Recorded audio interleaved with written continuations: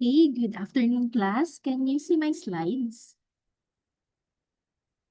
Good afternoon, Doc. Yes po. Okay, sige.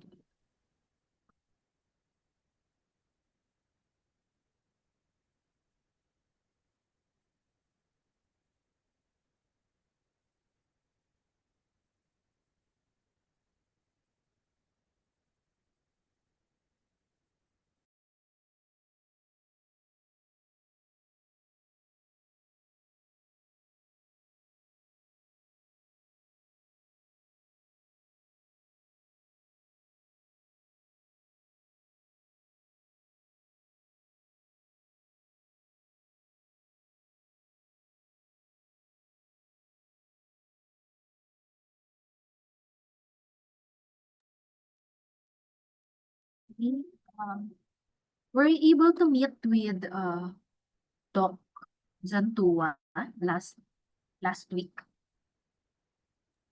Yes po, Doc.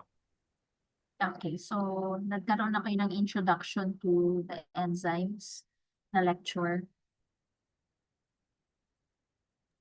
Yes po, Doc. Sige. Wait, am I recording this?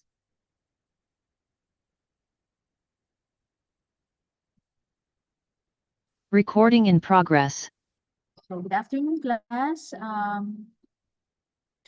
Sorry, we have to shift to online modality, no? Kasi I might really come in late if we will do the face-to-face meeting this afternoon. So I hope that this is okay with you, but I'll do my best to be able to deliver the rest of the topics this afternoon in regarding enzymes.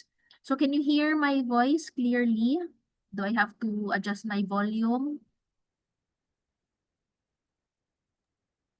Yes po, Doc. Clear po. Okay, clear lang. Sige. Sige, let's start. So, this afternoon, I will be discussing two topics.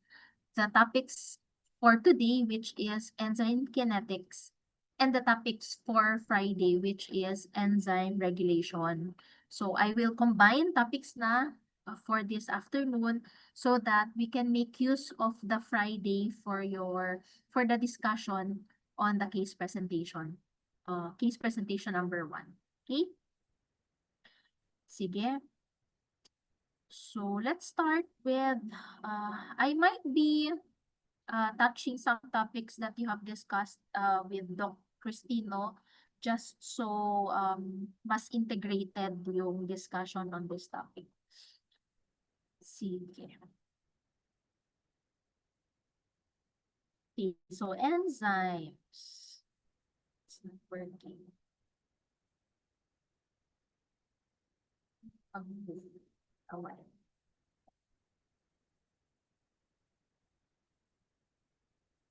Okay. So basically, enzymes is the heart of biochemistry. So this is just an introduction, pero later on, as we move forward with our biochemistry topics, there will be many, many enzymes that you will memorize, perhaps, or be familiar with, because they are important in understanding the pathways later on. But for now, allow me to give you a background of how enzyme works, what is an enzyme, and how it affects the body homeostasis as a whole. No? So all the reactions, why am I saying that this is the heart of biochemistry? Because all of the reactions that we will study in this course is basically because of your enzymes and because they work in specific pathways. Okay.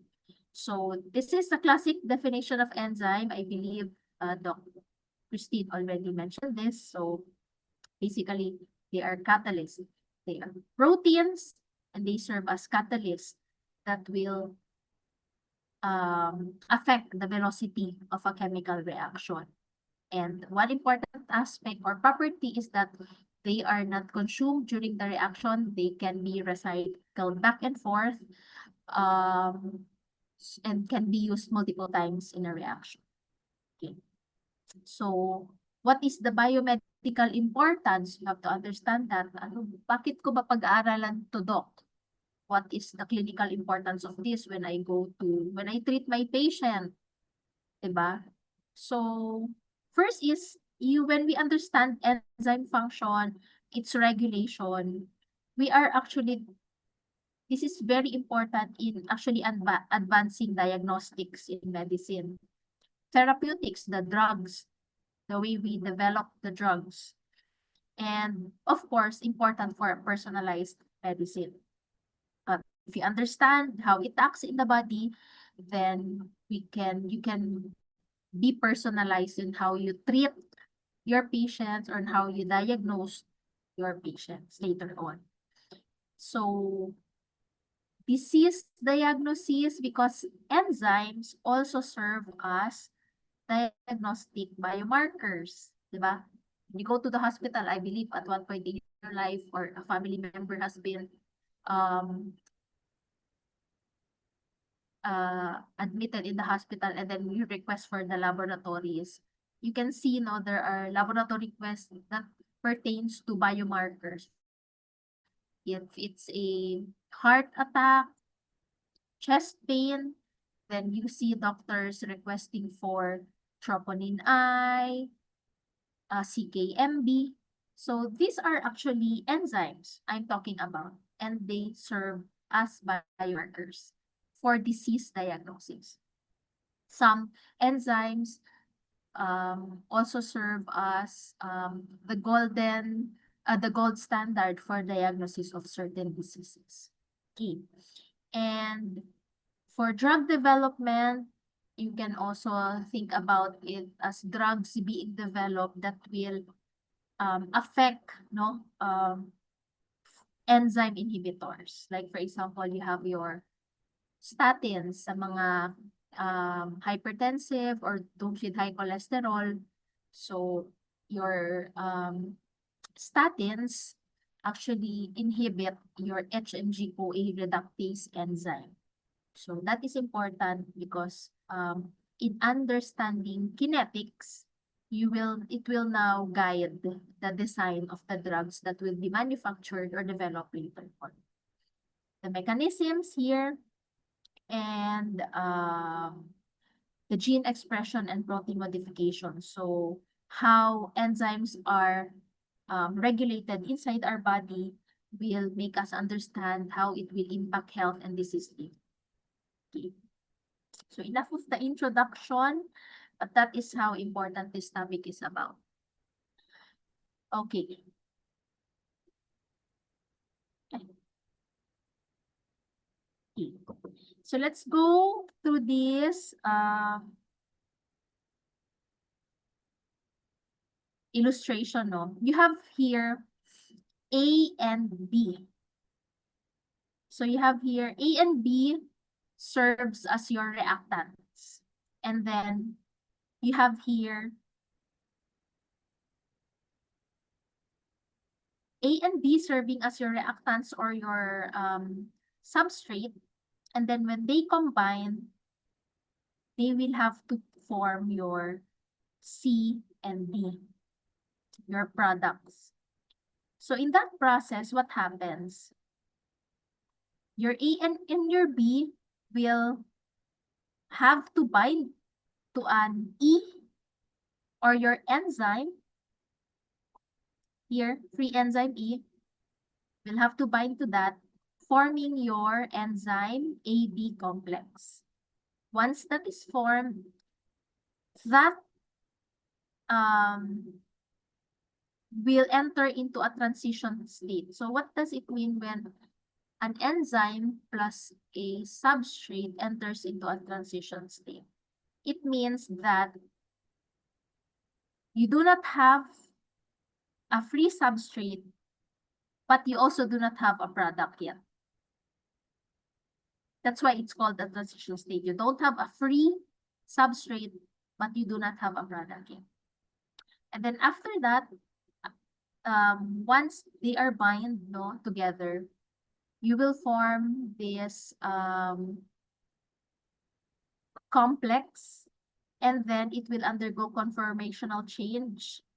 and you now form your product C and your product D, and they will be acted upon by your another enzyme that will uncleave your products to the free enzyme.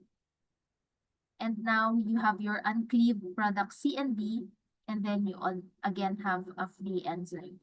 So what am I saying? What is the importance of this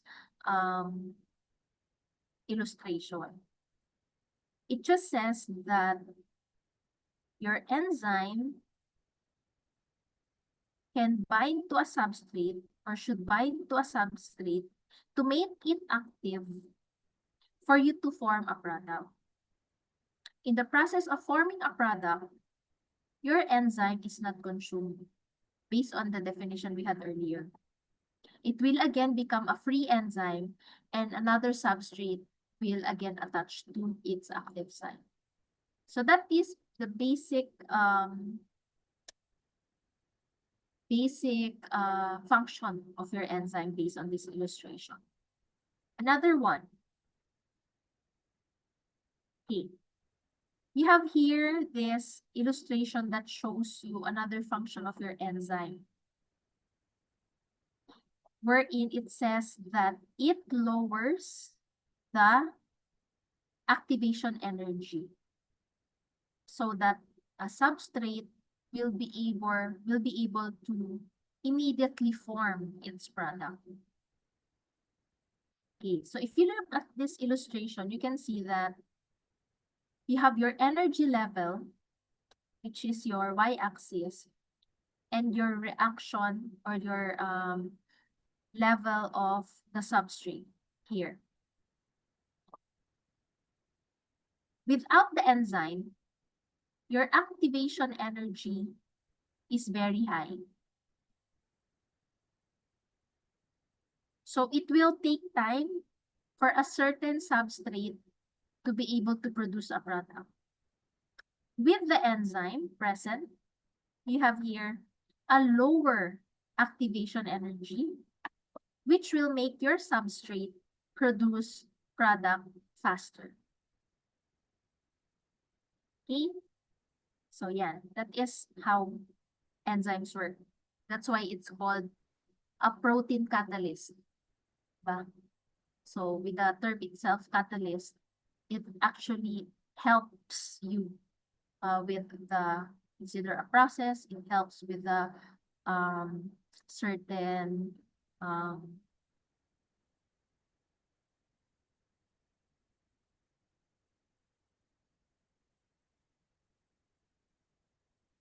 okay. So earlier, I have already shown you this sequential rapid equilibrium mechanism, the first illustration. So these are mechanisms of how your enzymes work, no?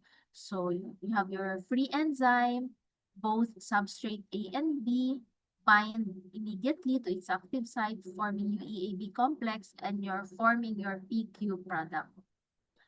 Another mechanism is using the ping pong mechanism or the double displacement mechanism, wherein the first substrate will attach to the enzyme, producing modified enzyme with initial production of your product B. And then after that, another enzyme will bind or substrate will bind to your enzyme E, now forming your product Q and freeing your enzyme. So the difference is for the sequential mechanism, both substrates attach to the enzyme at the same time. For the ping pong mechanism, your first substrate attached to the enzyme, and then your second substrate will attach to the enzyme next, and so on and so forth. Okay. So here, again, just emphasizing that enzymes lower the activation energy of a chemical reaction.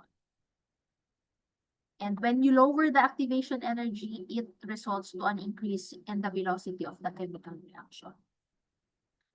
So you can see it does not change the energy of the reactants and products, and it has no effect on equilibrium. So meaning, it's not the role of your enzyme to produce more products. If, for example, you have 10 substrates, you will also have 10 products, no matter whether if you have enzymes or you do not have enzymes, because it does not affect the products and it has no effect on the equilibrium. Okay.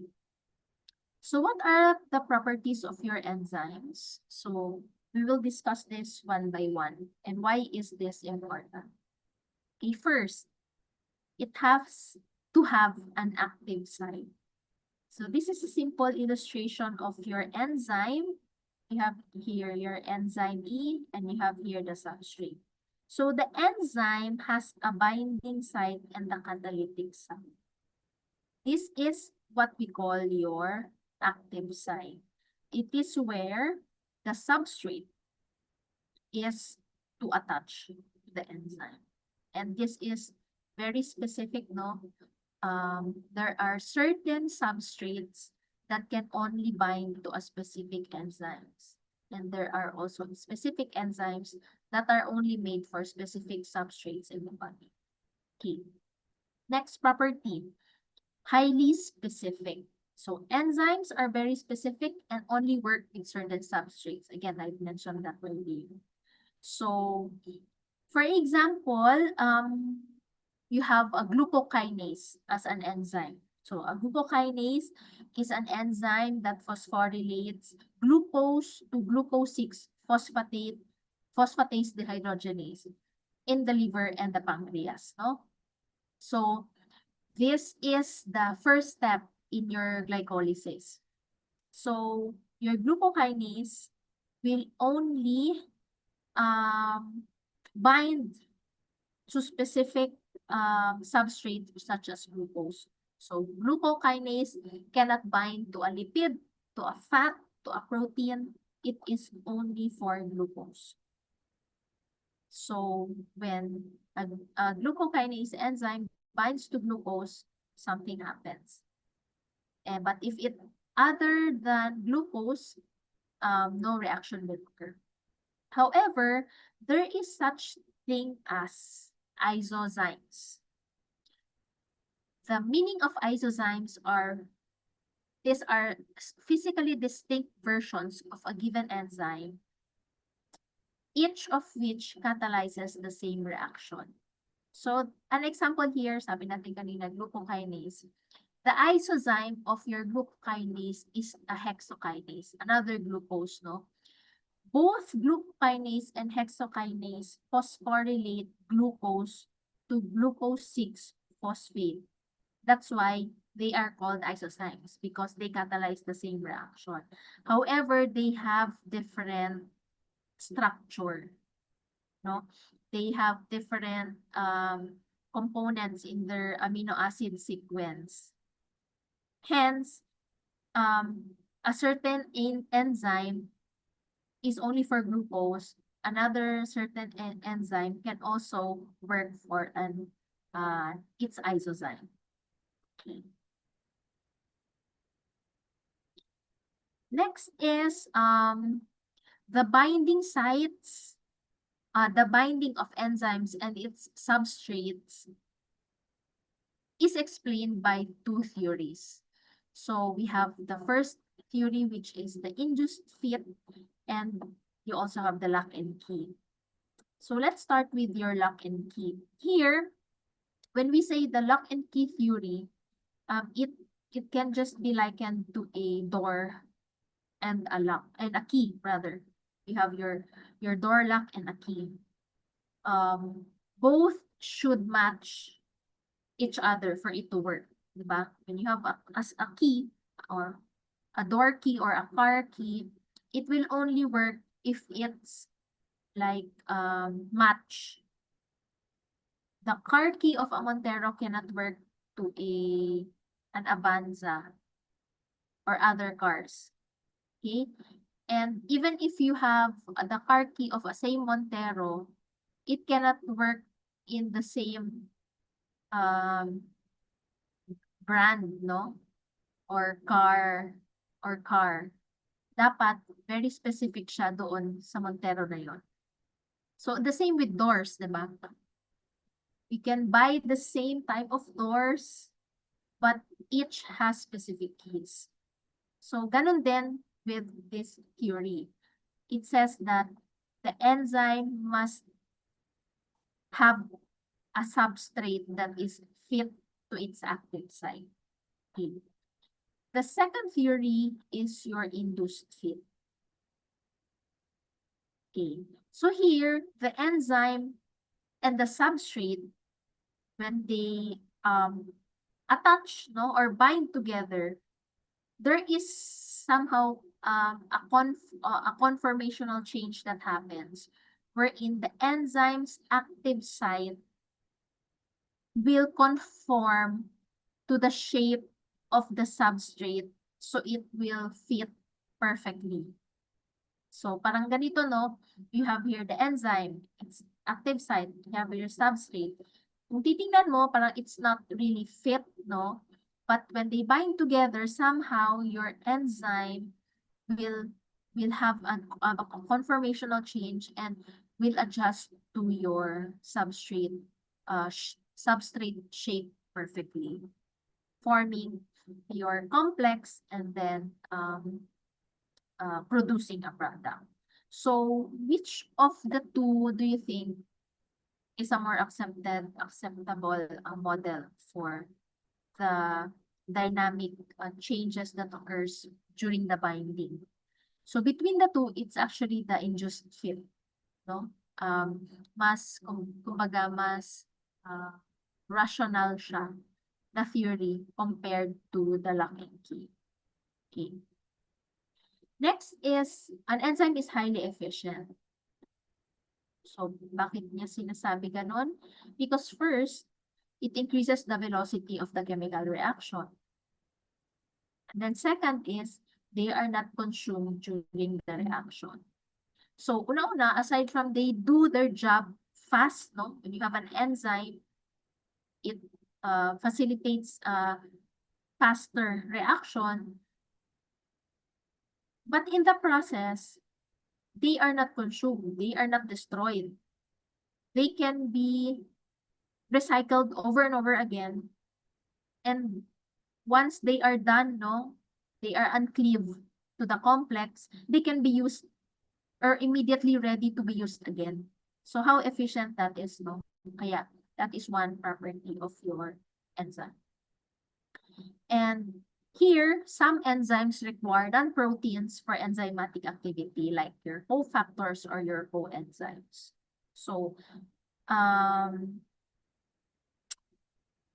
enzymes are proteins, diba? Nasabi natin kanina.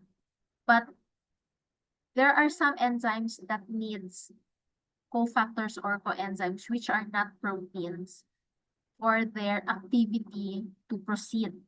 So, we have here an example of a pyruvate dehydrogenase complex. So basically, your pyruvate dehydrogenase enzyme is the enzyme that is responsible for converting your pyruvate to acetyl-CoA. So later on, you will know the pathways, no, but just to give you an additional information or advanced information, this pathway is a transition pathway or the link between your glycolysis going to the TCA or your Krebs cycle.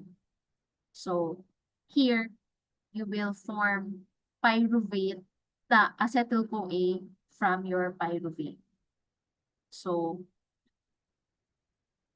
for pyruvate dehydrogenase enzyme to convert pyruvate to acetyl-CoA, before that happens, before that reaction happens, it requires cofactors. Actually, the pyruvate dehydrogenase complex requires 5 cofactors. And what are these? No, you have your vitamin B1, B2, B3, B5, and your lipoic acid. So that's 5. the 5 cofactors must be complete and must be available for the pyruvate dehydrogenase enzyme to effectively convert pyruvate to acetyl-CoA. If there is one missing cofactor, what do you think will happen? Do you think the reaction will proceed or not? The reaction actually will not proceed. So, what does that say of the cofactors or coenzymes? Meaning, they are essential. Kailangan sila. Kasi, a certain reaction cannot proceed even if there is an enzyme. Still, a reaction cannot proceed with the absence of a cofactor or a coenzyme. So that is just one example.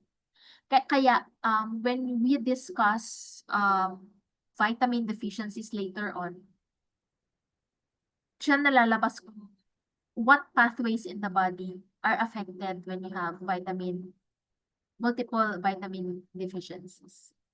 Okay. So remember, when you say cofactors or coenzymes, they are essential to the function of your enzyme. They have to be present. They are just not an option. Kasi meron tayong tinatawag din na effectors later on, baka ma-read nyo. The effectors are substances that are not essential but will actually help your enzymes to do their job fast. For example, when you say a positive effector, its effect in the enzyme is kung si enzyme, pinapabilis niya na yung reaction, having a positive effector will further increase the reaction to happen. But you also have a negative effector, a substance that even if the enzyme is there, if you have a negative effector, it will slow down the process. But they are not essential for the enzyme to function compared to a cofactor or a coenzyme. Okay? So remember that difference. Okay. So here, we just discussed further. So an apoenzyme is an inactive enzyme. Baga, a free enzyme, no? It is a pure protein portion of the enzyme that lacks the essential non-protein cofactors. So an enzyme without cofactors is called an apoenzyme. So it is inactive, basically, no? And then you have cofactors and your prosthetic group. So these are non-protein chemical components required for enzyme activity. And they actually can bind to your enzyme to increase its strength, no? So basically, pag sinabi mong cofactors, sometimes these are metal ions, you have your magnesium, no? Or other organic groups. And you also have what you call prosthetic groups. So prosthetic groups are, while cofactors are not permanently attached to the enzyme, your prosthetic groups actually are bound or integrated or attached to your enzyme. For example, for your cytochrome enzymes, you have the heme as a prosthetic group. For your carboxylases, later on, maraming ma-discuss natin yan, your biotin is actually a prosthetic group because it has to be bound to the enzyme permanently. Okay. So, ito yung sinasabi natin coenzyme. Your vitamin co-shuttles, later on, pag na-discuss natin yung pathway, you will see its role in the pathways. So, your vitamins serves as your coenzymes, because your NAD, your nicotine adenosine diphosphate, and your flavin, adenosine diphosphate, are actually derived from your B complex vitamins. Your NAD from your niacin or vitamin B3, and your FAD from the riboflavin or your vitamin B2.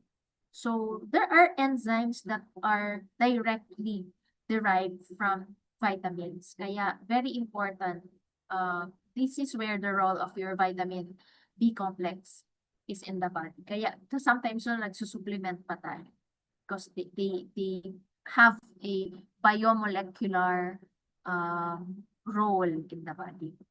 So here, you call an active complex or active enzyme as a holoenzyme, which means the fully functional catalytically active complex containing the apoenzyme plus its essential factor. So basically, your holoenzyme is equals to your apoenzyme plus the important cofactor coenzyme. So balikan natin si pyruvate dehydrogenase. Pyruvate dehydrogenase alone is the apoenzyme plus the 5 cofactors that I've mentioned earlier, that you have your pyruvate dehydrogenase complex as your holoenzyme. Okay. Ayan, yung sabi ko, effectors. The effectors are optional while your cofactors and coenzymes are essential for function. Okay.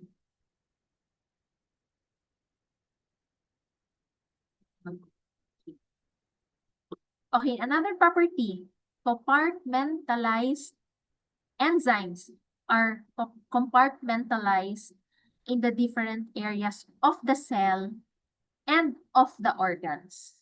Okay. So when we say compartmentalization of enzymes, we can discuss it at the organ level, and we can also discuss it at the cellular level. When we say organ level, there are enzymes that are found specifically in specific body organs. Like, for example, you have your liver, muscles, heart, brain. So later on, when we discuss pathways, you will understand that this specific enzyme is only found in the liver. That's why it happens there. This enzyme is in the stomach, hence this pathway happens there. So there is that organ level compartmentalization. Here, we also have the cellular level compartmentalization. So here, for example, in this diagram, we have, for example, the mitochondria, there are also enzymes there that is involved in the like Krebs cycle, fatty acid oxidation, and oxidation of pyruvate. The cytosol, the enzymes that are responsible for glycolysis, pentose phosphate pathway, and fatty acid synthesis are found in the cytosol, and so on and so forth. So why is compartmentalization important? Because it actually connects to another property of your enzyme, which is it can be regulated or inhibited. So imagine if all of the enzyme are just found in one compartment. Parang ang hirap naman niya i-regulate, di ba? Parang you have to stop the action of the other enzymes just to have an effect to one enzyme. So because God created our body with the wonder, He purposely put specific enzymes in compartments so that it can be easily regulated and inhibited without having to destroy other substances in the body or without halting their action. So compartmentalization is important in regulation and inhibition. Okay. So now let's enter enzyme kinetics. So yeah. So before we when we say enzyme kinetics, parang this is just a simple ang question na gusto nating itanong dito is how fast or efficient does the enzyme work? No? Gaano ba kabilis mag-work yung enzyme na to? How fast can it convert a substrate to a product? So that is the important question when we discuss enzyme kinetics in this illustration. So let's just in your y-axis you have the reaction velocity of or your Vmax. In the x-axis you have your substrate concentration. or your Kn. Okay. So, definition muna tayo. When we say Vmax or your maximum velocity, actually, no, Vmax is your maximum velocity. It is the maximum rate of reaction when all enzymes, when all enzyme active sites are saturated with substrate. So, anong sinasabi lang nito, no? Maximum velocity, Vmax.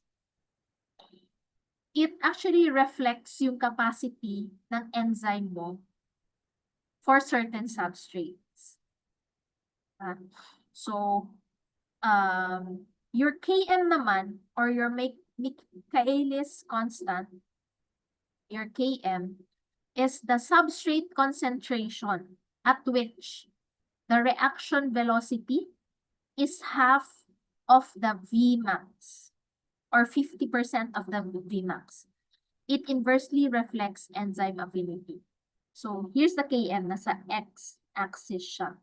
So, anong sinasabi ng Km mo or your Michaelis constant? Ang sinasabi lang niya is, it is the substrate concentration. Gaano kadaming substrate ang kailangan mo so that you will be able to reach 50% or half of the maximum velocity or Vmax. Okay. So that is your that is our definition of terms, no? So basically, pag nakita nyo yung term na Michaelis constant or your Km, it is usually pertains to the concentration. So it is expressed in moles per liter or moles per liter. Yeah. So ano yung relevance nito, no? Why do we have to know kinetics, Vmax and your Km? Because it actually, okay, ito na. In general, your substrates, yung substrates, no, of most enzymes tend to go close to their Km. Meaning, most of our enzymes will tend to reach its Km or yung 50% of the Vmax substrate concentration for it to produce a product. Why is this important? Because enzymes rapidly respond to the number of your substrates or your substrate concentration. When you have more substrates, your enzymes work faster. But if you have low substrates, your enzyme will also work slower. Kumbaga, the more na maraming substrate, and if you have maraming enzyme that is available to bind to that substrate, di ba efficient siya? Magbabind siya kaagad. Kaya mabilis niyang nare-reach ang kanyang Michaelis constant or yung K. Okay. So, what does that says, no? For example, in a certain processes in our body, if you have at a starting point, if you have 10 substrates and you have 10 enzymes, or usually or 20 enzymes or 10 enzymes, it will immediately proceed. The reaction will immediately proceed. Okay. So let's go further to discussing this, no? Ano yung parang relationship ng Michaelis-Menten model and to substrate affinity and saturation. Okay. Pag sinabi nating affinity, meaning yung binding capacity ng enzyme and ng substrate. Okay. So you can see, siguro review muna tayo ng natin, no? Ng math. So the Michaelis-Menten model is a hyperbolic shape, or it shows a hyperbolic curve in the table. Yeah. So that is a hyperbolic curve. The velocity of the enzyme, yung bilis ng isang enzyme, changes. So ano yung sinasabi dito? Ang sinasabi dito, yung velocity ng enzyme mo, pabago-bago, hindi yun siya constant. Kasi if constant lang yan siya, sana hindi siya hyperbolic curve. One straight line lang sana siya, no? Kahit ano yung substrate concentration mo, dapat straight line lang if the velocity of the enzyme is the same. But if it's not, based on the Michaelis-Menten model, it's hyperbolic curve, meaning it changes depending on the substrate concentration. Here, your raw materials, your substrate. So, in general, pag maraming substrate, what will happen to the velocity? Usually, mas mabilis. Diba? If kumukonti na yung substrate or yung raw materials mo, usually, mas bumabagal yung velocity ng reaction. So, that is in general. Okay. Kapag konti yung product, again, product na tayo, okay? Konti yung product, what do you think will happen to the velocity? Bibilis din siya. Kasi what will that says? Konti pa yung product natin. So we have to produce more products. So bibilis din ang velocity ng reaction. On the other hand, if marami na yung product, what do you think will happen to the velocity? Mag-slow down na siya. Kasi parang it will trigger now the body to say, oops, sobrang dami mo ng ginagawang product. Ma-overwhelm na yung body. So, kailangan bagalan na yung reaction. So, ganun yung in general, no? That's how velocity and substrate work. Okay.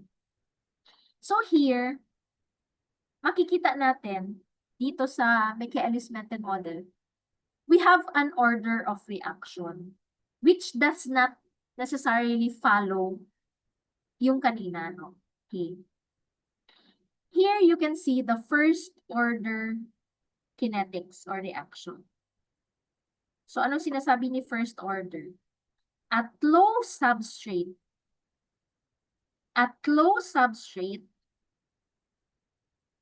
rate is proportional to your substrate.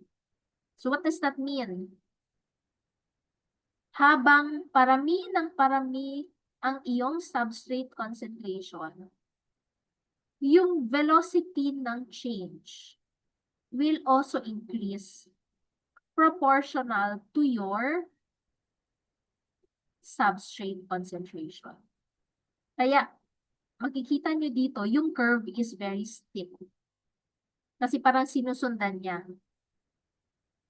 However, for the second or zero order kinetics, anong sinasabi dito?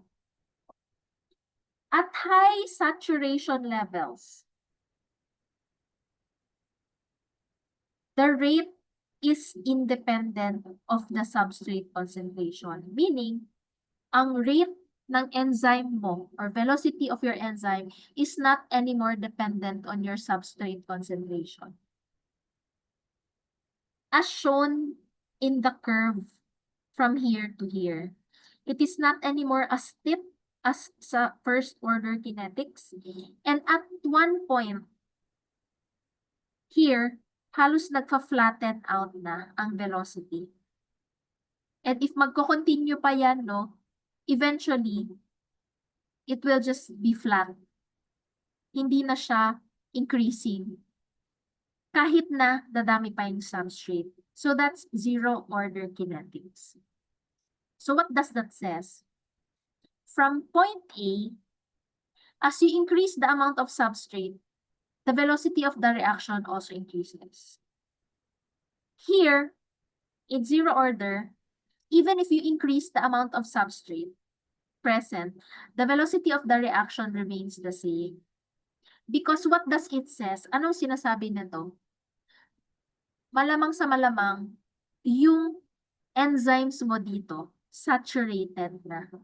Kumbaga, wala nang bakanteng active site ang enzyme. Puno na sila, lahat na sila may hawak-hawak na substrate. So, they cannot anymore accept another one.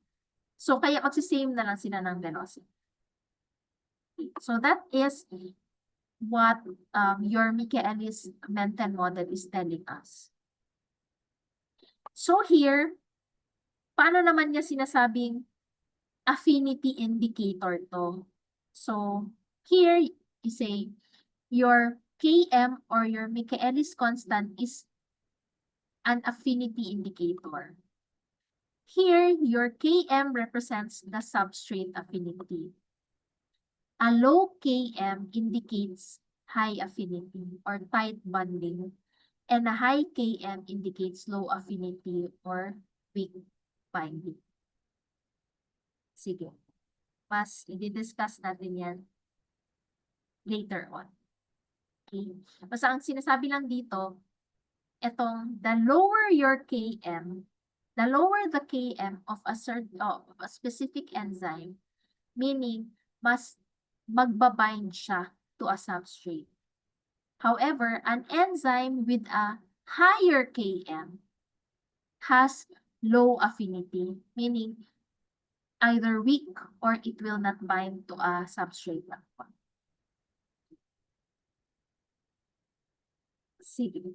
So this is again, Vmax is the number of substrate molecules converted to product per unit time. The higher the Vmax, the faster the enzyme can convert substrates to products. So nakita natin kanina, no? The higher the Vmax, mas madami kang substrate na to convert to products.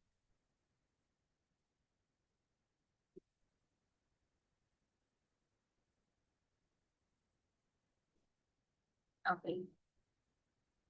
Sige. Bigyan ko kayo ng exam ng story para mas maalala nyo tong Vmax and Km. Okay? For example, I have a chocolate factory. Para lang makita niyo yung difference ng Vmax and Km. I have a chocolate factory. I want to hire a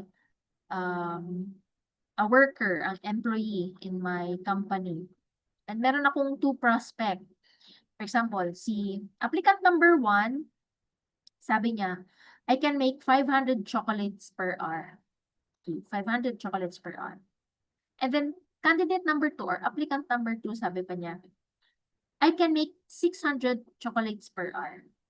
Kung ikaw yung may-ari, if ikaw ako, who will you choose from the 2 applicants?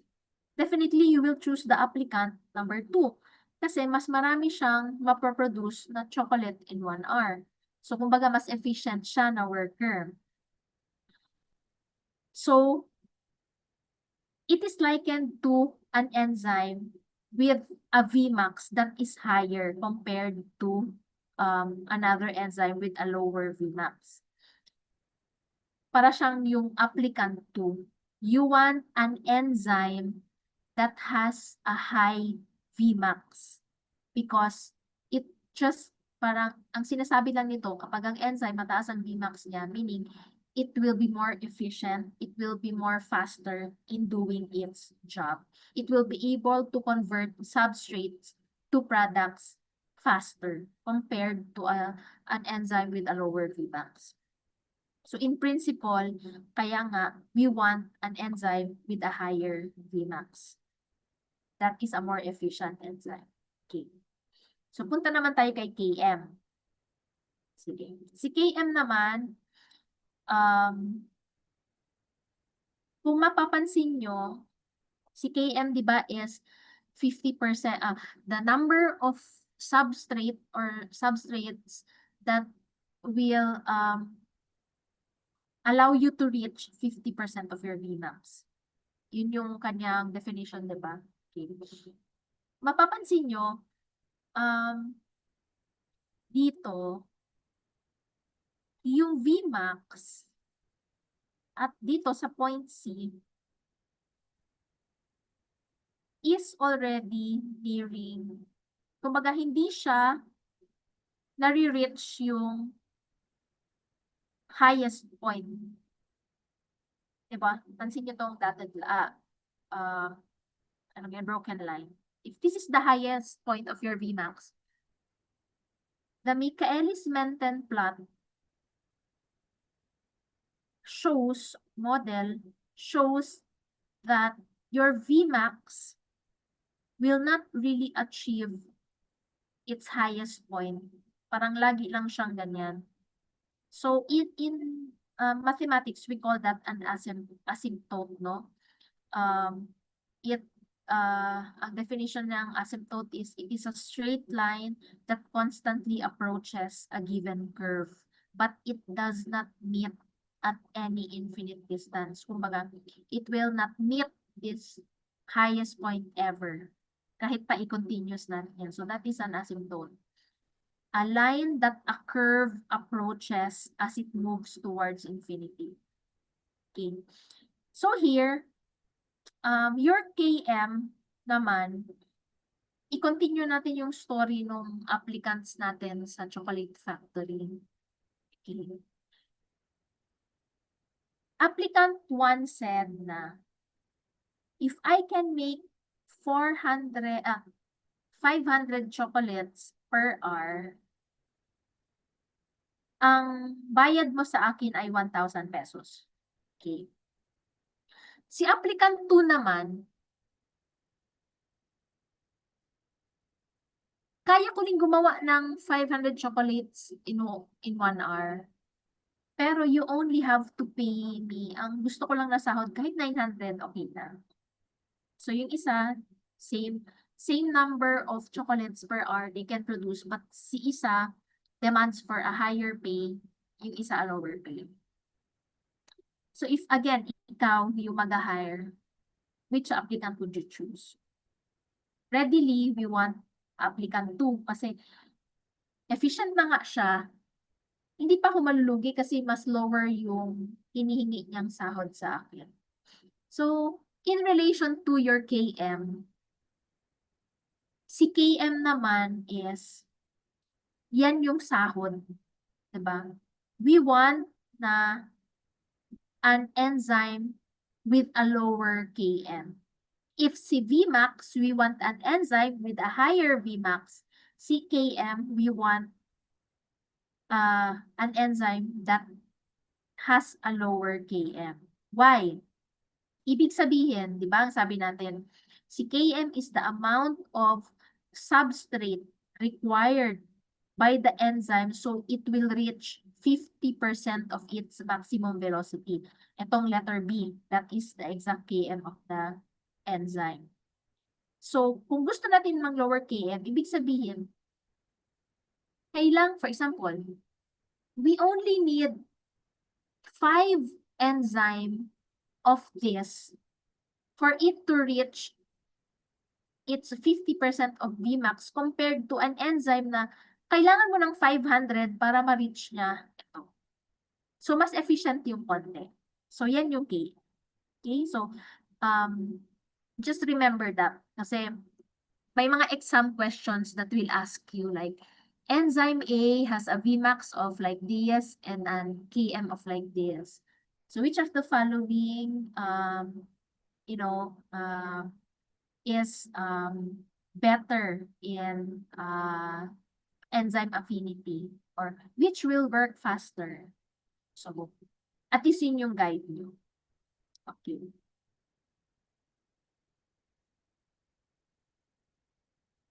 So, Km, the lower, the better. Because Michaelis constant is a reflection of affinity.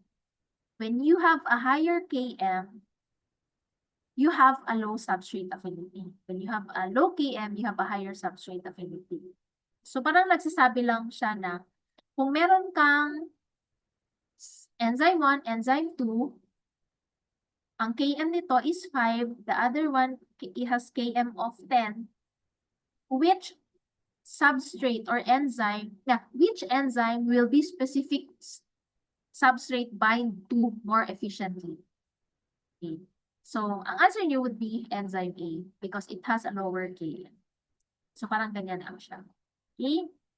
Sige. Parang ano yung example natin kanina na isozymes? Si glucokinase and your hexokinase. So, they are isozymes, no? They have the same role, but they have different amino acid sequence. Kaya magkaiba sila ng structure.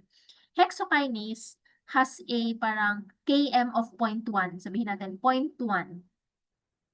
And low Vmax, no? However, your hexokinase, for example, has a Km or glucokinase has a Km of, sabihin natin, 1. Okay. So, definitely, si glucose mo will bind better to your mauuna siyang mag-bind sa hexokinase compared to your glucokinase. Kasi, mas may affinity siya to the enzyme with a lower Km.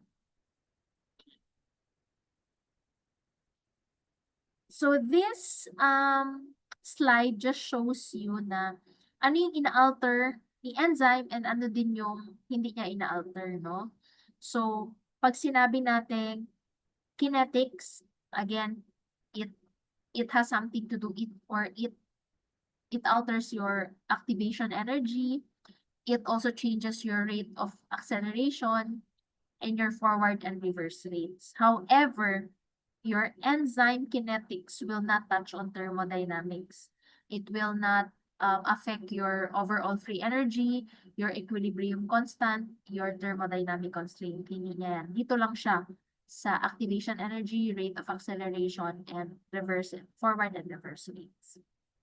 Okay. So, ano naman ang makaka-affect sa enzyme kinetics? So, what properties will affect your enzyme kinetics activity? Okay. So, first is your temperature. Okay. Your enzymes will increase its kinetic energy when in a temperature na increase din because of your energetic collisions or yung collision theory, no? Pag mas mainit yung environment, yung enzymes mo, parang mas nagiging koan din siya, malikot, no? Mas nagkakaroon ng reaction. However, we have this temperature coefficient na sinasabi natin. Now, while temperature or increase in temperature increases your enzyme activity, we also have this temperature coefficient wherein the rate doubles for every 10 degrees Celsius rise in temperature. So, ibig sabihin, yung kinetic energy mo doubles for every 10 degrees Celsius rise in temperature. If the temperature is still within the physiological range. Okay? Yan. For example, sa body ng human body, 36.5 to 37.5 is considered the physiologic range for our temperature, body temperature. So, within that range, 10 degrees Celsius rise within that range will also double the rate of energy or your enzyme kinetics. However, there is what we call thermal denaturation. Denaturation, wherein at very high temperatures, nadi-disrupt na yung hydrogen bonds and hydrophobic forces inside the enzymes that eventually it gets destroyed and denatured. So, okay lang if the temperature is within the physiologic range, but too much increase in temperature will also destroy the enzymes. So, eventually, hihina din yung enzyme activity mo because of the nature siya ng high temperature. Next is your pH. So, as you all know, different parts of our body have different pH levels. So, for example, your stomach, your GIT, your gut has lower pH levels as compared to your other parts of the body, no? Like your lungs, your urinary tract, your reproductive tract, iba din. Okay. So here, for the pH, every enzyme thrives in a specific pH. So, kaya again, connect ko doon yung compartmentalization na there are certain enzymes that are only found in this body organ or cellular compartment because, again, the pH is important. Okay. For example, here, sa third box, your pepsin, which is found in your stomach, is highly active at pH of 1.5 to 2, allowing the enzyme to digest the food that we eat. So that is the optimal pH for your pepsin enzyme. You also have an alkaline, your trypsin, an enzyme that is found in the pancreas or your duodenum.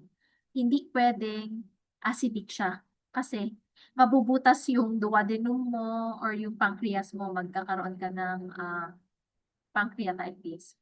So they operate on a 7.5 to 8.5 pH. So medyo alkaline, basic. So they match yung mga secretions in the pancreas. And you also have your lysosomes. So your lysosomes in the cell, there are enzymes called acid hydrosylases which require a pH of 5 for it to function, protecting the cytosol if they leak. No? So, actually, meron siyang protective function itong pH, optimal pH for the different enzymes because, for example, your hydroxylases, pag sinasabi mo kasi lysosomal enzymes, they are enzymes that are yung main role nila talaga is to parang they auto-digest a cell, no? They destroy free radicals or they help in the destruction of the non or the diseased cell. So having that in an area, in an environment na nasa ganong pH is a safety mechanism of the body to ensure that if that lysosome ruptures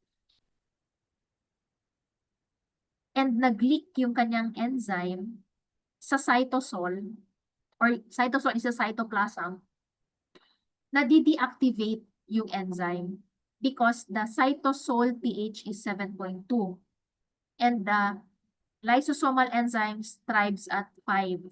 So pag nag-leak sila sa cytoplasm, it will not auto-digest the cell because the enzyme gets deactivated in a 7.2 pH.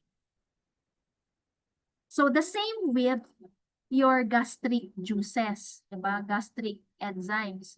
Pag napunta siya somewhere else for other reasons, it gets to be deactivated for safety or protection also. Okay. So now let's move to the Lineweaver-Burke plot. Okay. So actually, itong Lineweaver-Burke plot is your parang ano ba?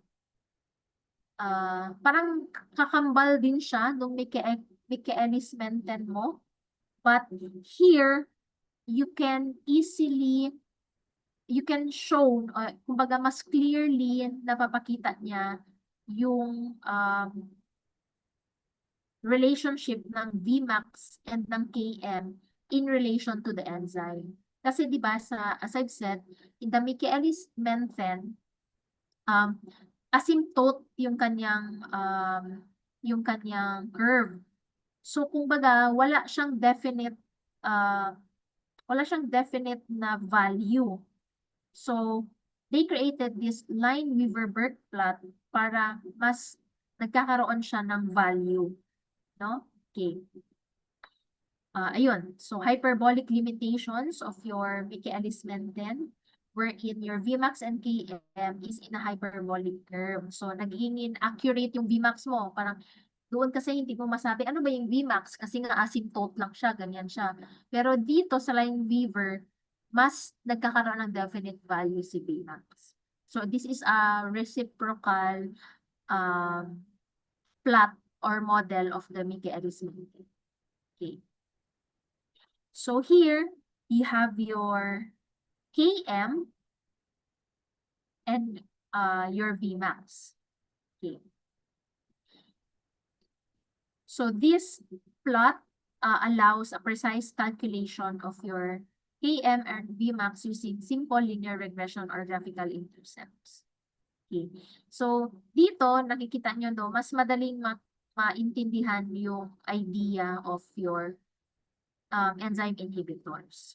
So now, discuss muna natin before we go in depth doon sa Lineweaver-Burke plot, discuss muna natin what is an enzyme inhibitor. Okay, so an enzyme inhibitor is any substance that can diminish the velocity of an enzyme catalyzed reaction. So anything that will slow down the enzyme activity is an enzyme inhibitor. And we have two types of inhibition. We have the reversible and the irreversible inhibition. So, ito lang yan. For competitive inhibition, okay. Reversible, madali lang. Ibig sabihin, when you inhibit something, it can be reversed. For irreversible, hindi siya pwedeng mabalik, no? From its original state. Another type of enzyme inhibitor is your competitive inhibition and non-competitive inhibition. So what is the difference between your competitive and non-competitive inhibition? So here, the competitive inhibitor is shaped similar to the substrate. So when you say kumbaga same ang structure niya from the substrate. So when we have a substrate or an inhibitor that is shaped the same as the substrate, then the enzyme will think that it is the same thing. So it competes with the substrate in the active site. As compared to your non-competitive inhibition, wherein your inhibitor or your competitor does not look like your substrate. Instead, if it looks unique, and it does not bind to the active site, rather it binds to the allosteric site in the enzyme.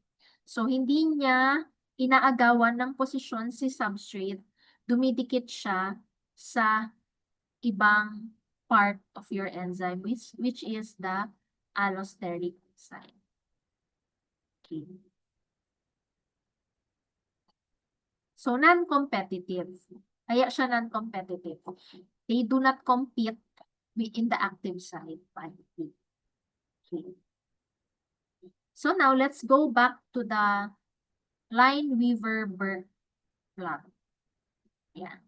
Para mas maintindihan natin anong nag-iiba sa competitive and non-competitive inhibition in terms of the Vmax and the Km. Okay. Here, for your competitive inhibition, your active site competition, your inhibitor resembles the substrate. Hence, they compete directly for binding at the active site. So, when a certain inhibitor binds to the active site, ano yung kailangan gawin for the body to overcome the inhibition? It can completely overcome by adding more substrates. So that, kumbaga ma-drive away niya si inhibitor sa active site kasi sobrang daming substrate. So, anong nangyayari dyan? In terms of your Km and Vmax. Di ba si Km, dito siya, x-axis, si Vmax, y-axis pa din. Sabi dito, competitive inhibition. So, this is your control, the green line. And this is your enzyme, no? And then, naglagay ka ng isang competitive inhibitor. Anong sabi dito? The Km increases. This is negative 0.5. So, pag sinabi mong increase, mas going siya to the right. No? So, kaya pumunta siya dito. Na-move siya to the right. Your Km increases because what? This is the substrate. You have to increase your substrate to overcome the inhibition. But what happens to your Vmax? The same lang, the same sila, the same pa din. What changes only during competitive inhibition is your Km. So the perfect example for this competitive inhibition is your statins. Simvastatin, atorvastatin, rosuvastatin, may be familiar with you. These are anti-lipidemics. They competitively inhibit HMG-CoA's reductase enzyme, blocking the synthesis of your cholesterol. So yan, it's the clinical correlation. The target of the enzyme of the HMG-CoA reductase is you avoid or it blocks. Okay. No, mali. HMG-CoA reductase is the rate-limiting enzyme for the acetyl-CoA to be converted to mevalonate so that to produce cholesterol. Yun. Your anti-lipidemics or your statins act as a competitive inhibitor to your enzyme HMG-CoA reductase.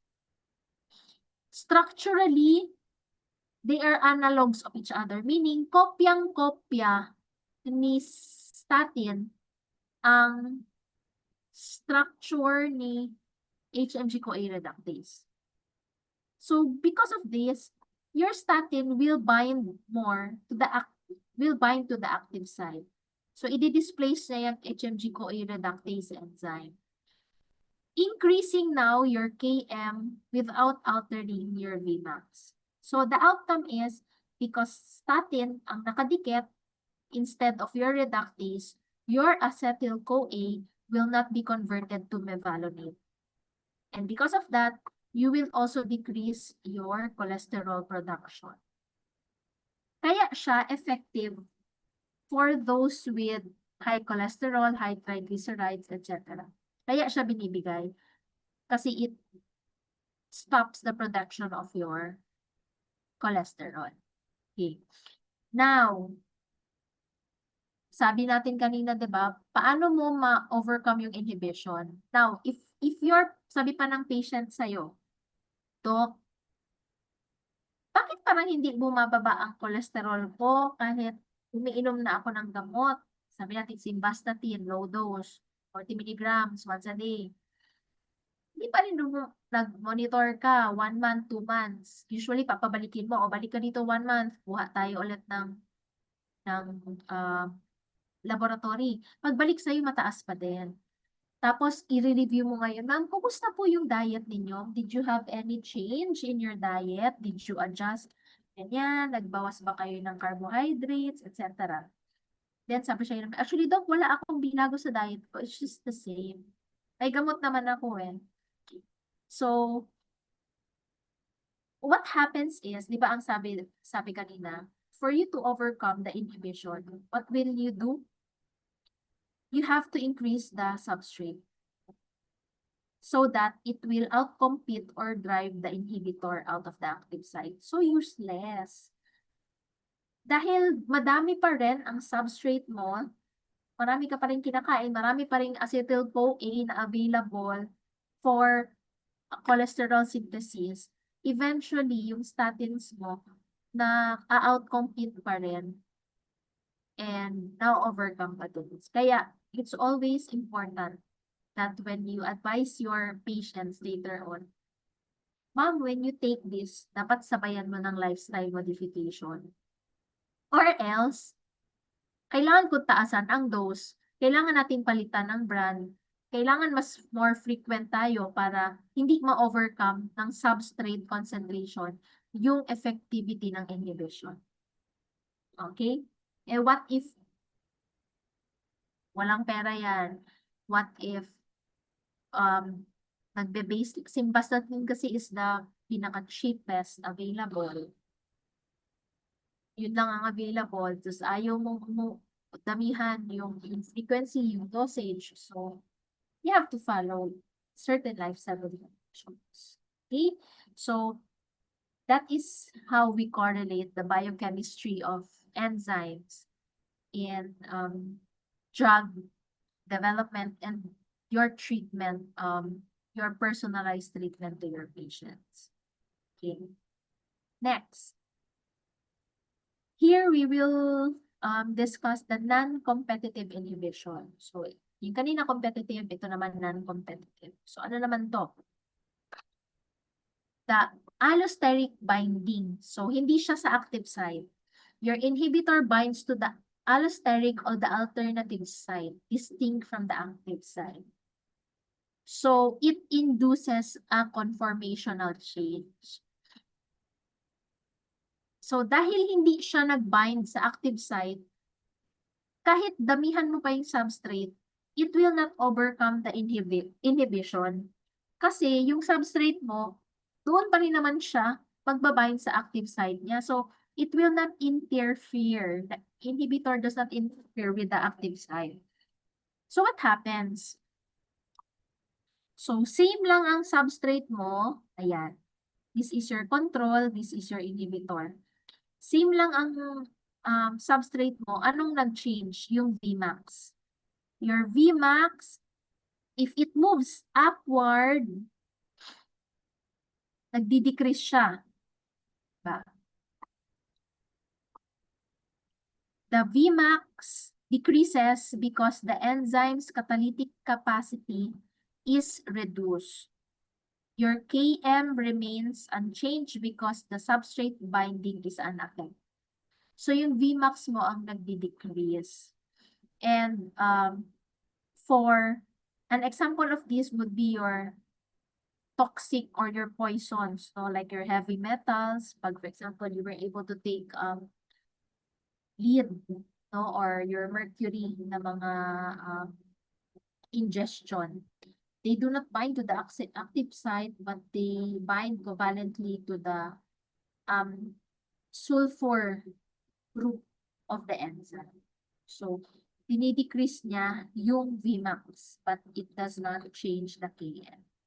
So, because of that, usually, ang non-competitive inhibitions are also, sometimes, usually lang naman, are irreversible inhibitors. Kasi, may formation na ng covalent bonds to the enzyme. So, meaning, there are somehow, may changes na sa structure. So, it would be very difficult to reverse such inhibition. Kaya, for mga poisoning, no, mostly ng poisoning, you neutralize. Ang ginagawa is not really reverse, but you neutralize the effect of the poison in the body. Okay. So, anong sample ba niyan? Yan, yung heavy metal. Non-competitive is your aspirin din, which works on the cyclooxygenase enzyme, which is also irreversible. Kaya, when you take aspirin and then you have a scheduled parang surgery, hindi pwedeng, unless if it's an emergency, na kailangan talaga, it's a risk, no, for bleeding. But for an elective surgery, usually, the surgery is scheduled 2 weeks.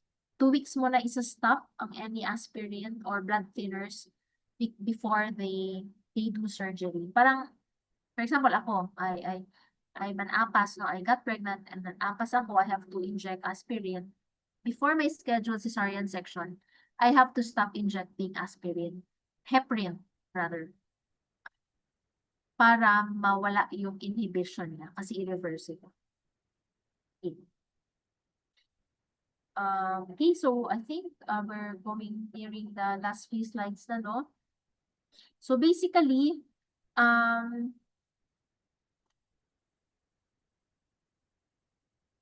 yung regulation ng enzyme activity happens in the following, no, mechanisms. So, makikita nyo dito sa illustration na to, the innermost circle pertains to the enzyme and it ripples outward and has effect on cellular level, organ level, and eventually whole body homeostasis. So a single enzyme has an effect in our overall body homeostasis. So kahit isa lang siya. For example, insulin, diba? It will affect all the organ systems already. It will affect all the pathways in the body. Pag na-discuss natin ang insulin and glucagon, you will understand na one enzyme will really affect many pathways in the body. So, paano nare-regulate ang enzyme? So, these are mechanisms of control. The first is you either control the quantity, no, or yung substrate concentration na sinasabi natin. This is the slowest type of control or regulation, no? The second is covalent modification. So dito sa covalent modification, we are talking about either you phosphorylate or dephosphorylate. Mabilis to because usually when we discuss pathways, lagi nyo yan maririnig, phosphorylation, dephosphorylation. So this is usually rapid control or regulation. Para siyang switch that your body will just on and off. Third is you have your allosteric regulation. So when we say allosteric regulation, this pertains to enzymes in the body or allosteric enzymes in the body that have additional binding site for effector molecules other than the active site. Or yung sinabi natin kanina, yung binding of non-competitive inhibitors in the allosteric site. So, nagkakaroon ng effect doon sa mechanism of the enzyme. And your proenzyme cleavage, which is the irreversible rapid mobilization. Okay. So, let's go to the covalent modification. Yung isa, very madali na lang naman yan i-discuss because you either increase the substrate or you decrease the substrate concentration. So for covalent modification, ano siya sabi dito? Some enzymes are active when phosphorylated.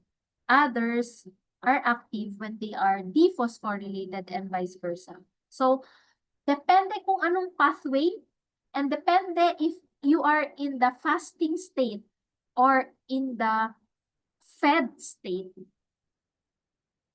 will determine whether that certain enzyme is active when phosphorylated and inactive when phosphorylated. So nakakalito, no?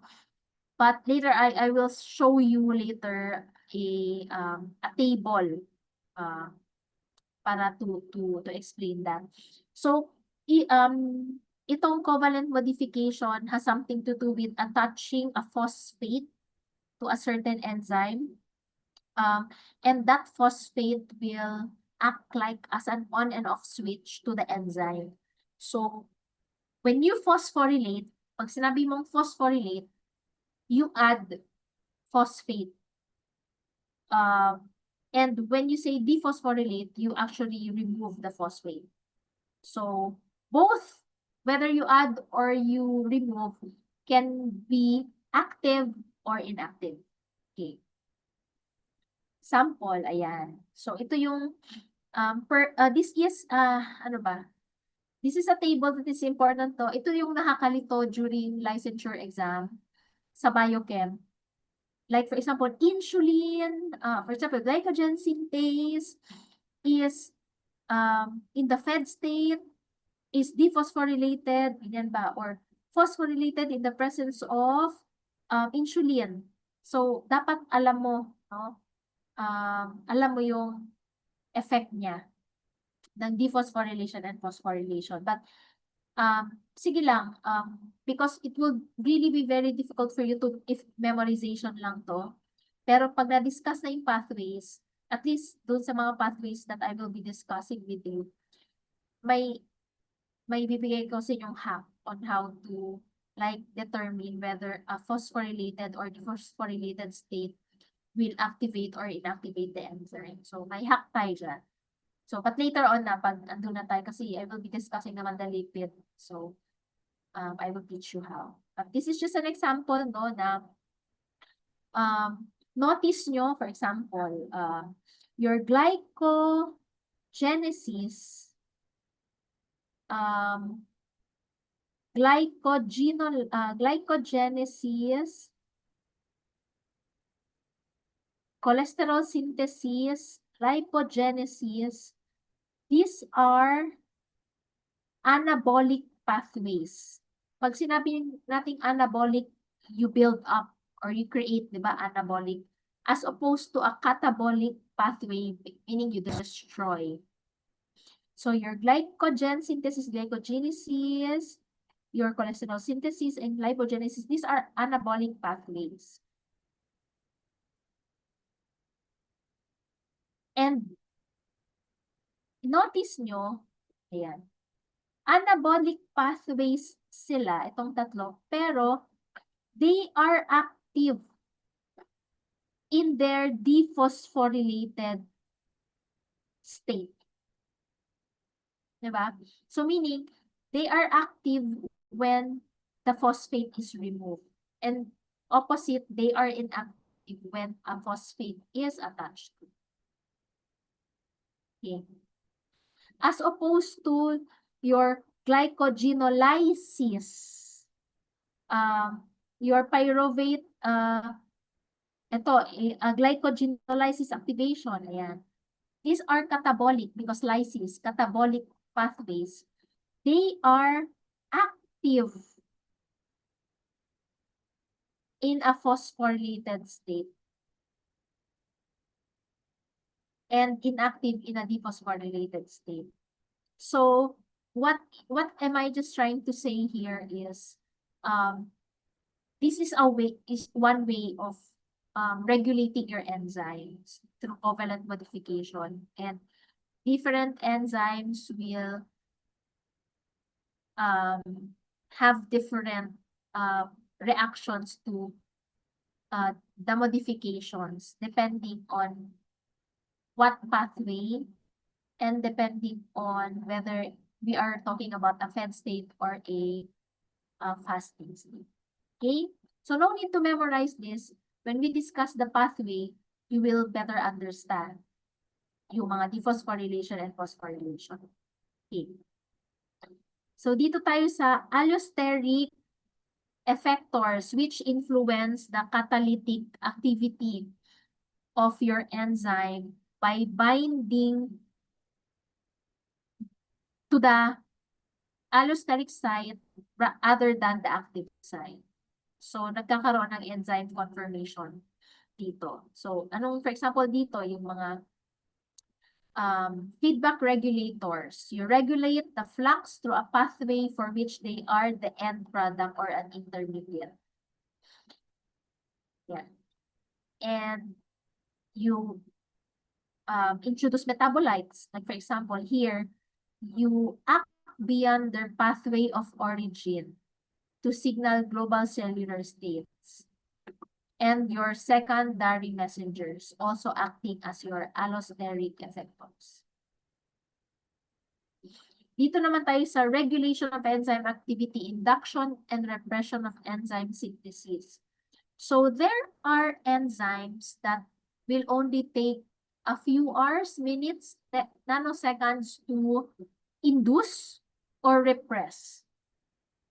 There are also enzymes that requires days before they can be induced or repressed. So, why is that so? Bakit hindi same na lang yung enzyme na available all the time? It's because not all enzymes are immediately required or by the body. Ano na lang, for example, a pregnant woman. There are changes in the pregnant women's hormones and enzymes na hindi naman siya required ng isang not pregnant woman. So, the enzyme induction does not need to take place in seconds, no? Hindi siya kailangan immediate. Or, for example, a child who is sick or a malnourished versus a healthy child, no? So, yung isang may sakit na bata requires requires enzymes that is not necessarily needed by a healthy child. So these states can actually regulate your enzyme activity depending on what your body needs, no? So there are what we call proenzymes or zymogens, which are your proenzymes or zymogens are inactive precursors requiring specific cleavage for activation, preventing unwanted activity. So here you have a proenzyme or a zymogen which is inactive, no? Because they are not needed by the body at the moment. However, when kailangan na siya ng body to be activated, you have your another enzyme, a protease enzyme, that will uncleave, no? The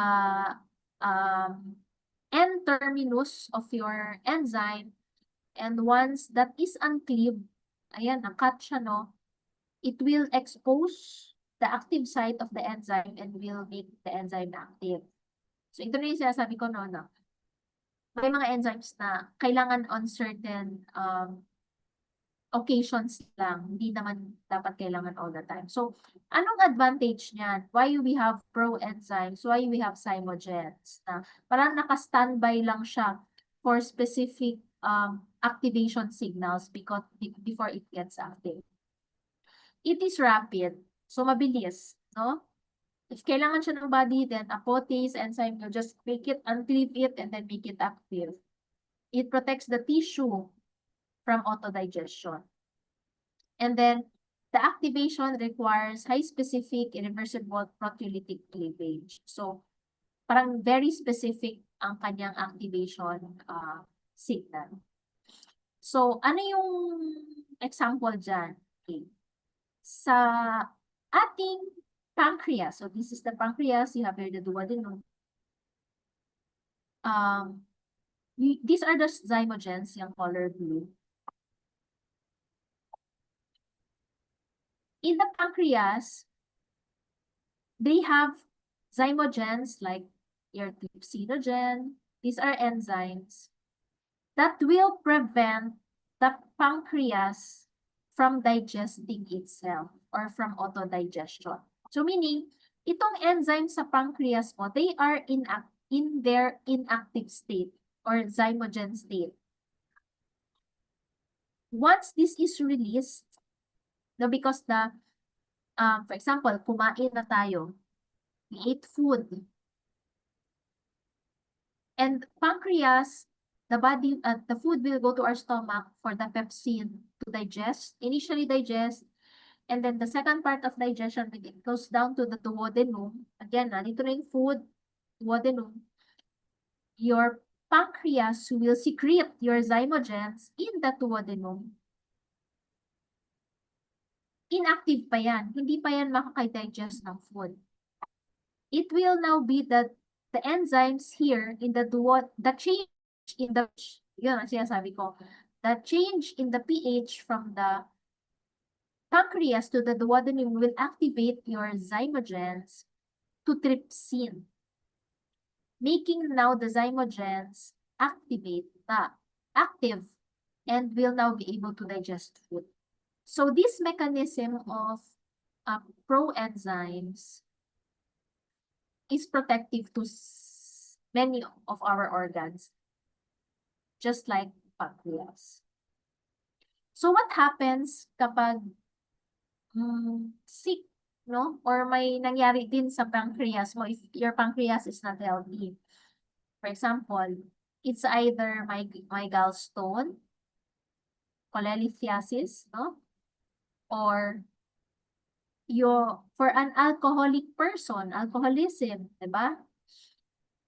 These inciting events causes premature intracellular conversion of trypsinogen to active trypsin. So yung zymogens po, they have to be secreted to the duodenum for it to be activated. But because either you have a gallstone or nagkaroon ng alteration because of your severe alcoholism, your zymogens get trapped within the pancreas and will now result to premature conversion to its active trypsin. So what happens? Nagkakaroon ng autodigestion. Which will result to, yan actually ang pathophysiology of your acute pancreatitis. Yan, autodigestion of the pancreas because of the premature intracellular conversion of your trypsinogen to active trypsin. So I hope you not forget that when you discuss, siguro pag nag-third year na kayo, when you discuss the pathophysiology of certain diseases. So huwag niyo kalimutan yung biomolecular level explanation. Okay? Although you will not explain naman sa ganung level sa mga patients niyo, but for your consultants, yan, you have to go to the biomolecular level. So what results is necrosis, yan. And then, nagkakaroon ng passive release of your lipase and amylase in the serum. Kaya, ano yung biomarker for acute pancreatitis? Pag sinasuspect ng doktor ang acute pancreatitis, anong ni-request niya? Serum lipase and amylase. Pero ang pinaka hallmark ng acute pancreatitis is your serum amylase. Kasi yung lipase is also found in your salivary glands. So, mas specific si amylase kay pancreas. So now, I hope that you're appreciating the clinical correlations. Ayun. So, yun na pala ang last slide ko. So, I hope that you're able to understand the topic, no? Those are the two chapters, enzyme kinetics and the regulation of enzymes. So, any questions before we end our online class this afternoon?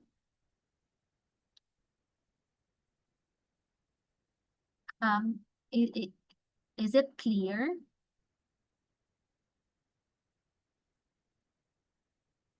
Okay, so may mga hearts ako nakikita, so I hope that's clear, no? So yun lang, don't forget, I'm just giving you the overview, but please do not forget to still read the big books, no?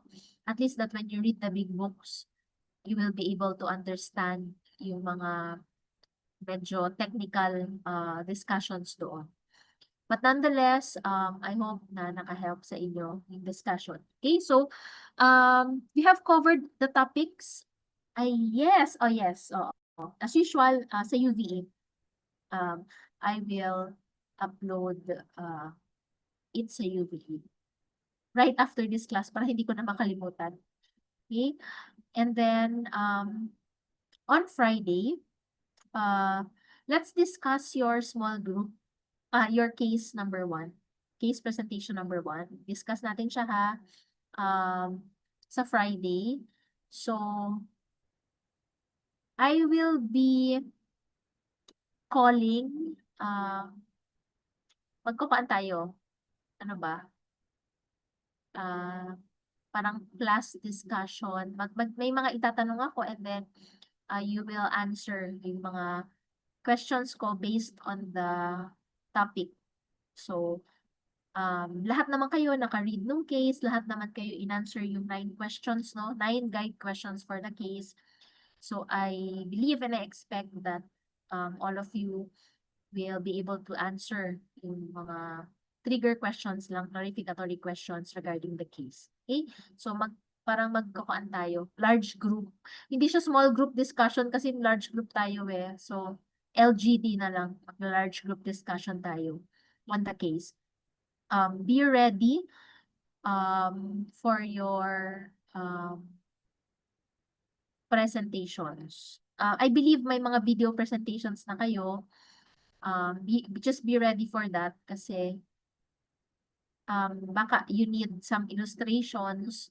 So, pwede nyo gamitin yung mga, kung may PowerPoint presentation kayo na na-prepare doon or yung video nyo, pwede nyo yung gamitin to explain further your the concept or the answer to the trigger question. Okay? Yung kuan nyo naman, by the way, yung long quiz ba ninyo, nare-review nyo siya, nakikita nyo naman kaagad yung result? Yes po, Doc, but unfortunately hindi po siya ma-review po. Hindi ma-review, no? O, sige.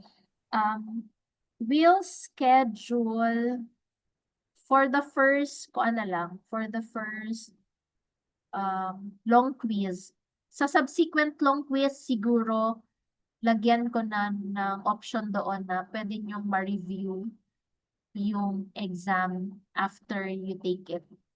Oo. But for the first long quiz, is hanapan natin siya ulit ng schedule for the for the review. Okay? Sige. Ayun. So, any other concerns? May absent pa tayo this afternoon. Kulang tayo ng isa. Ilan na lang kayo ngayon sa class? May dalawang nag-back out, right? Yes po, Doc. We're currently at 52 na lang po. So, si Reyes and si Paglinawan po, Doc. Okay. Sige. So, hopefully, this will be your final number na, no? 52. So, meron tayong 47 lang kayo ngayon. Kasi, Yes, apo. Okay. Since may 5 po na nag-graduation po sa UP Ay, okay. today. So, tayo ngayon. Okay, I think may letter naman sila. Sige, Ayman, can you send me their names, yung 5 na wala, para lang ma-check ko doon sa excuse letter. Sige po, Doc. Thank you. Sige, if wala na tayong questions, you are, nagkuhan na kayo. Screenshot. Wala pa, Doc. O, sige, let's open up cameras for a while so we can get a screenshot. And then you upload it na lang sa ating GC. Okay? Walang Okay. questions. None po, Doc. Sige. Okay, open cam, everyone.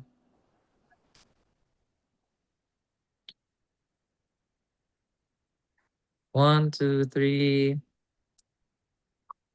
Another one. 1, 2, 3. Thank you. Thank you. This Friday. Thank you, Doc. Bye, Thank you, Doc. Doc. Thank you, Doc. Thank you, Doc.